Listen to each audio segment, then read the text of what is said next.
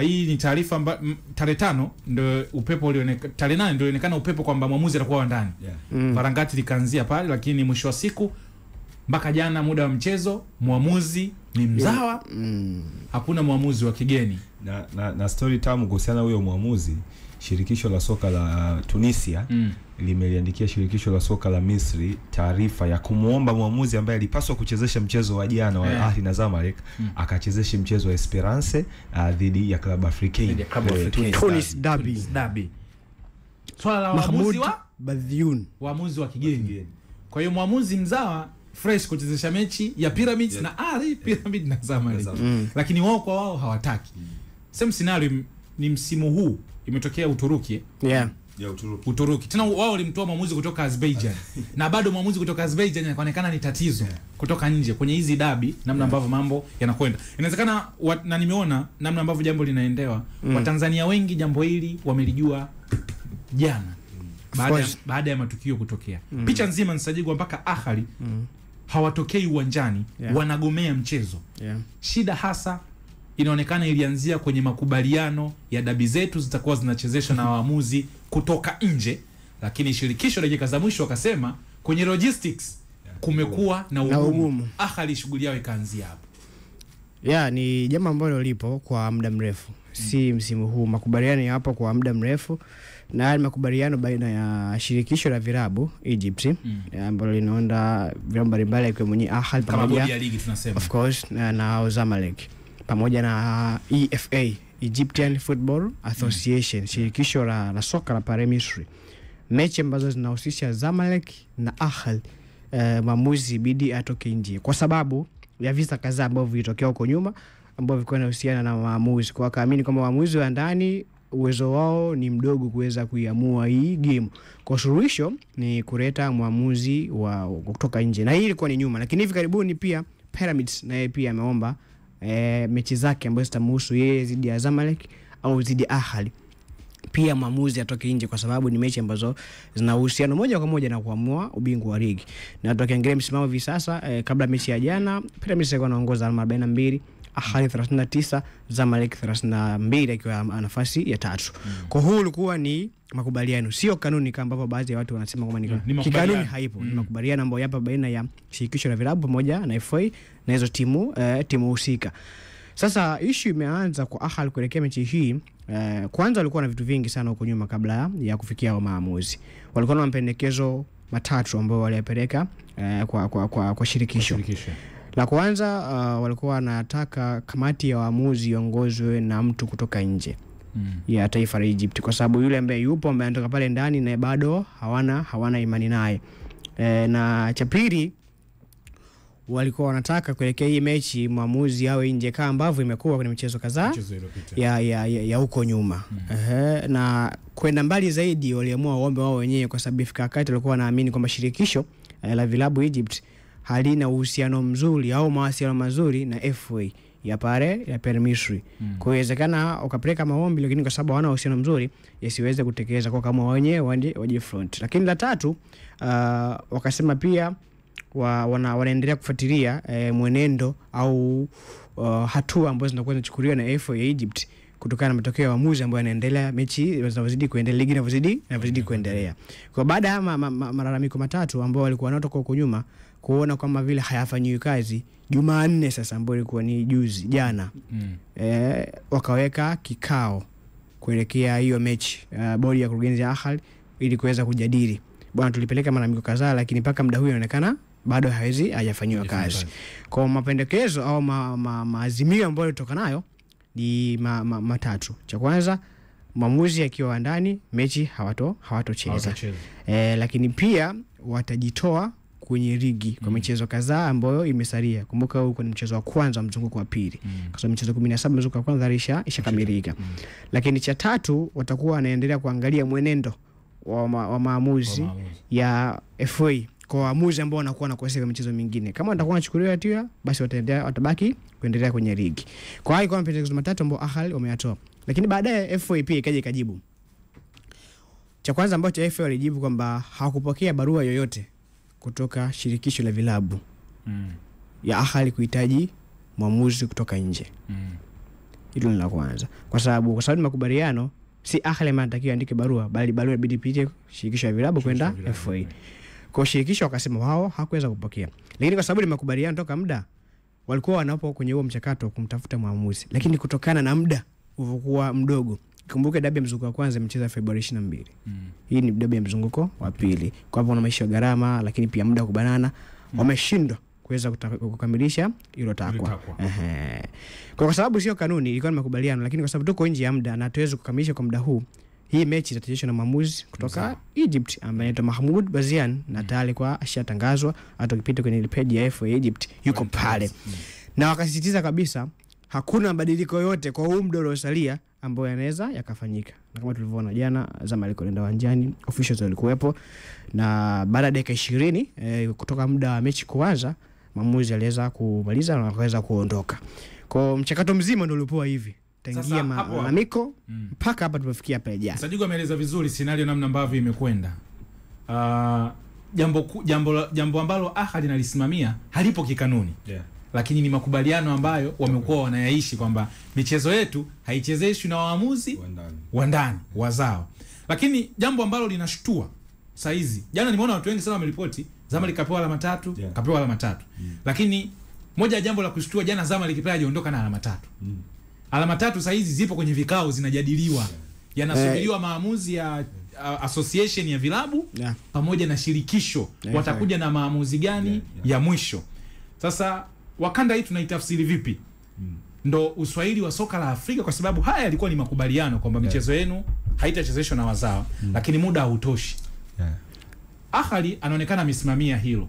Kwa nini jana shirikisho au tunasema shirikisho la soka la Misri limeshindwa kumpa Zamalek alama zake 3 usiku ule mpaka tunasubiri vikao? Lakini kabla akana hajaongea hapo, pia kuna michezo kadhaa miwili ya nyuma. Tangu wamekubaliana walikuwa wanaita waamuzi wa nje. Lakini kuna michezo miwili ambayo ilichezeshwa na waamuzi wa ndani na mambo yakaenda. Kwa mfano tarehe 15 mwezi wa Aprili 2024. Zamalek akishinda goli 2-1 kwa mechi ya mzunguko wa kwanza. Mwamuzi alikuwa Ibrahim Nur Erdin kutoka Egypt alichezesha. Lakini pia mechi ya tarehe 13 mwezi wa 7 2023, Ahly akishinda magoli 4-1 dhidi ya Zamalek, pia ilichezeshwa na mwamuzi wa ndani Mahmoud Elbana.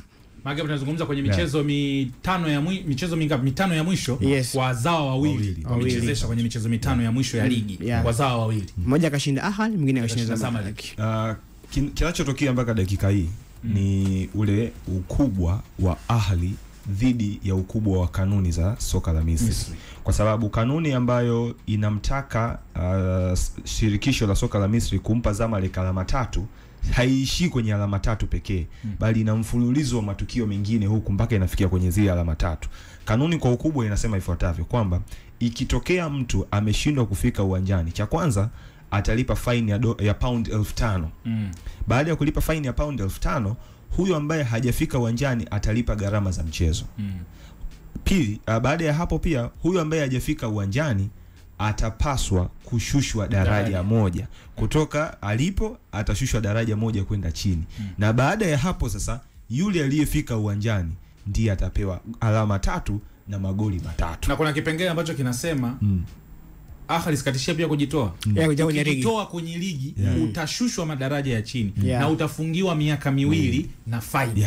Kwa hiyo kilichotokea ni ambacho kipo sasa hivi ni namna gani wanaenda kusoften ile sheria ili tu Al Ahly asishushwe daraja.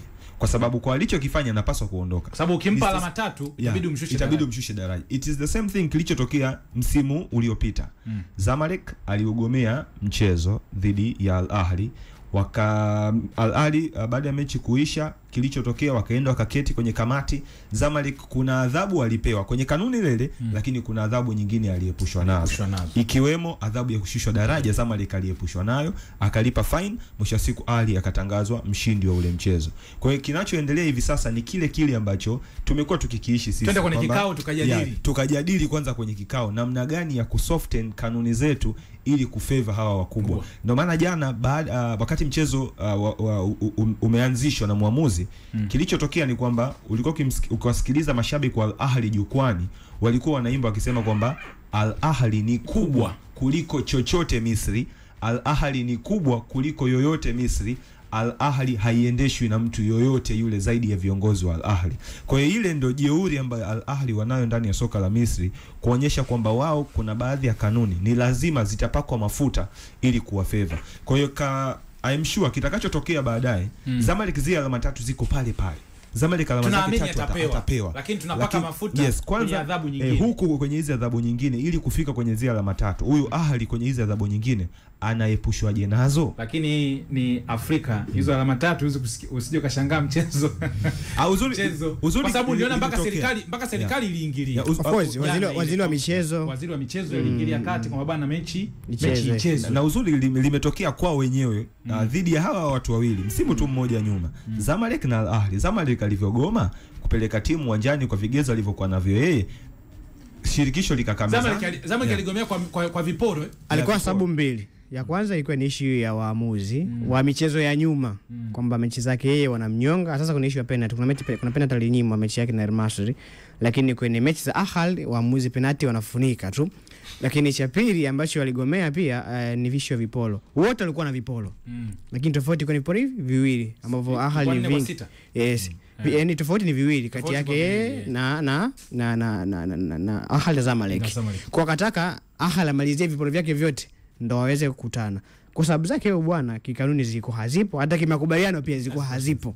Na ndio nasema yani hata mechi ilivyo hata ikawa kikwekwa ilikuwa ni kukata alama tu. Kukata tu. Ndio nasema hii ya saizi ingawa Msajigo pia ametoa mfano mzuri kwamba katika misimu hii miwili kuna michezo yao miwili imechezeshwa. Hawa watu walishagomea mpaka mchezo wa Africa Super Cup. Ulikuwa wa CAF Super Cup. Ule wa bingwa wa klabu bingwa na shirikisho. Walishaugomea kwenye mambo kama haya. Lakini tunapata mapumziko mafupi. Tukirejea hapa tutakuja kutazama swala la waamuzi kwa baadhi ya mataifa. Hapa tunasikia swala la Tunisia kutaka muamuzi kutoka nje, Uturuki kwenye dabi yao muamuzi kutoka nje. Kuna kipindi hapa Haji Manara wakati yupo Simba aliwahi kutaka waamuzi waje kutoka nje. Lakini sijui tutakuja kuzungumza hilo. Msimamo hujabadilika. Of course hujabadilika bado. Msimamo hujabadilika. Kwa hiyo zile point jana hazijatoka na hii ndio tunasema hii ndio Afrika yetu na hivi ndivyo ambavyo vitu vina akwenda. Mimi ni Ibrahim Kasuga, yupo Nsajigwa Senior, yupo Samu Rashid Awakanda. Usitoke mpaka saa 7 kamili za mchana, sisi ndio tutakuwa tunatoka huko ndani. Hivi sasa ikiwa ni saa 6 na dakika 2 na dakika 22 na hii ni Kipenga Extra. Kipenga Extra. Usitoke. Baki hapo. Tunalipa bill dakika 0 tu. Tunarudi. Kwa majina naitwa Simon Peter Simalenga, mkuu wa wilaya ya Bariadi. Swala la taka ngumu, halmashauri ya mji wa Bariadi na halmashauri nyingine wakurugenzi tuhakikishe mitaa na vijiji vyetu inakuwa salama pamoja na kaya zote. Wapo wafanya biashara hawazingatii taratibu za usafi. Takataka zizolewe. Tuweke vyombo kwa ajili ya kuhifadhi takataka kwa maeneo ya mijini. Lakini kwa maeneo ya vijijini sio vibaya ukichimba shimo, zile takataka badala ya kuzitupa tu hovyo ukawa na shimo lako unazifukia, unatupa kwenye shimo likijaa unafukia. Kwa hiyo uhifadhi wa taka ngumu, lakini maji taka. Hili ni la halmashauri ya mji. Halmashauri ya mji lazima tuwe na sehemu kwa ajili ya wananchi vyoo vyao vikijaa watafute magari, kama ni gari la halmashauri najua lipo, kama ni magari ya watu binafsi yanayonyonya maji machafu waende wakanyonye hayo maji machafu na yakawamwagwe sehemu ambayo imeandaliwa vizuri. Fanya kweli ni kuambie au nisikuambie.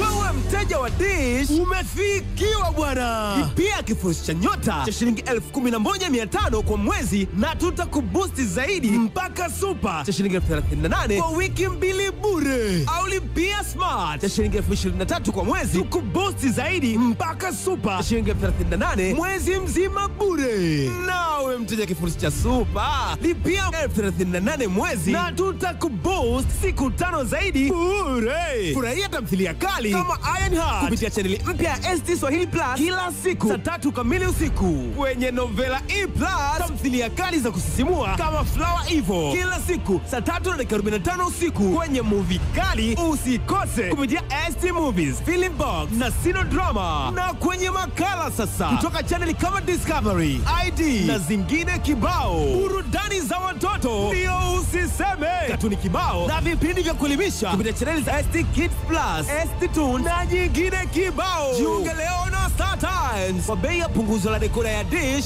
full set kwa shilingi 56,000 tu, huku ukilipia kifurushi kipendacho kwa mwezi mzima na tukuboost zaidi. Ama pakua Star Times on app na uburudike kupitia kiganjani mwako.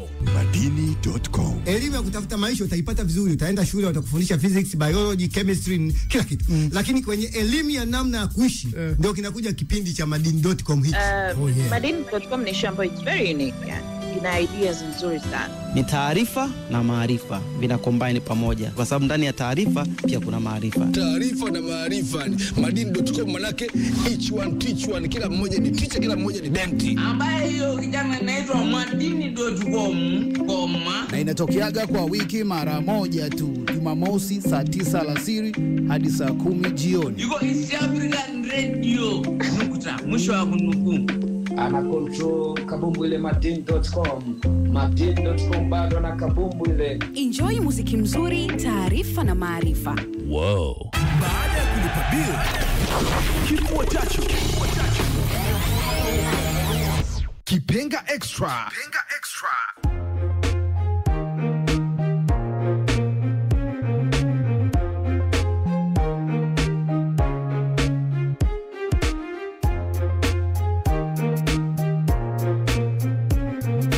Bana, yes, Kipenga Extra saa 6:26. Tumeanzia barani Afrika kuangalia namna ambavyo vitu vinakwenda kwenye soka letu na mbilinge hizi ambazo zimejitokeza, na kumekuwa kuna mfanano wa matukio kwa kile ambacho kimetokea nchini Misri na kile ambacho kilitokea hapa nyumbani siku chache zilizopita. Huyu anaitwa Ibrahim Yusufu kupitia YouTube channel yetu anasema yani nimewahi kijiweni, sioni mtu. Nafikiri alikuwa anaandika yeye kuwa mtu wa kwanza au mtu wa mwanzo kuweza kuposti. Huyu anaitwa Ahmed Kesi anasema Ibra Kasuga, leo tumekuona, tulikumisi sana, shukran sana. Naona kuna jumbe hapa za wadau baada ya kuonekana, kumbe mtaa ulinimisi. Huyu anasema Laurent Masudi anasema uwanja walitaka kuroga mapema, bora umefungiwa, waende huko Burundi.